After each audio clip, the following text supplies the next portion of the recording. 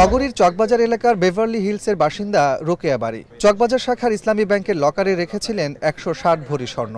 তার অভিযোগ, গত ২৯ মে তিনি ব্যাংকে কিছু স্বর্ণ ব্যবহারের জন্য আনতে গিয়ে লকার খোলা অবস্থায় দেখতে পান। সেখানে ১৬০ ভরির জায়গায় আছে মাত্র ১০ ভরির মতো স্বর্ণ। কিছু হাতের চুড়ি, কানের দুল, গলার চেন ও কয়েকটা আংটি পান তিনি। ১.৫ কোটি টাকারও বেশি মূল্যের স্বর্ণ লকার থেকে গায়েব হওয়ায় হতবাক তার পরিবার। লকার ইনচার্জ প্রথমে তো উনি ঢুকে বলতেছে, ম্যাডাম আপনার লকারের নাম্বার কত? আমি বলছি আমার লকার তো 44। বলছি ম্যাডাম আপনার লকার তো খোলা।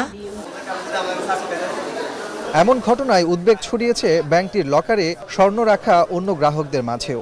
সকালে ব্যাংকে গিয়ে দেখা যায় লকারে রাখা স্বর্ণ ঠিক আছে কিনা দেখতে হাজির হয়েছেন অনেকে। ১৫০ স্বর্ণ চুরি হয়েছে, কোনো আমারগুলো চুরি হয়েছে কিনা ওই জন্য লকার দেখতে, তো আমি দেখলাম লকারে, কিন্তু আমার কোনো কিছু হয়নি। ব্যাংকে রাখার পরে যদি সেটা আমাদের যে জিনিসটা সিকিউরিটির জন্য রাখলাম সেটা যদি এখান থেকে উধাও হয়ে যায়, তো জিনিসটা আসলেই খুব লজ্জাজনক।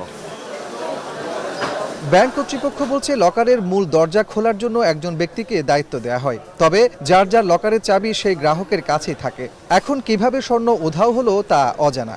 এ ঘটনায় ব্যাংকের পক্ষ থেকে তদন্ত কমিটি গঠন করা হয়েছে, সে অনুযায়ী ব্যবস্থা নেওয়া হবে। আমরা মনে করি যে ক্লায়েন্ট ভালো জানেন কি ঘটেছে, ক্লায়েন্টই জানেন ওনার লকার আসলে কী ছিল, উনি কী করছেন। আমরা চেষ্টা করছি, আমাদের ঊর্ধ্বতন কর্তৃপক্ষ এসেছিলেন এবং ওনাদের সহযোগিতা আমাদের কাজ চলছে, যে কোথাও কোনো আমাদের দিক থেকে কোনো ধরনের কোনো সমস্যা আছে কিনা আমরা সেটা দেখছি।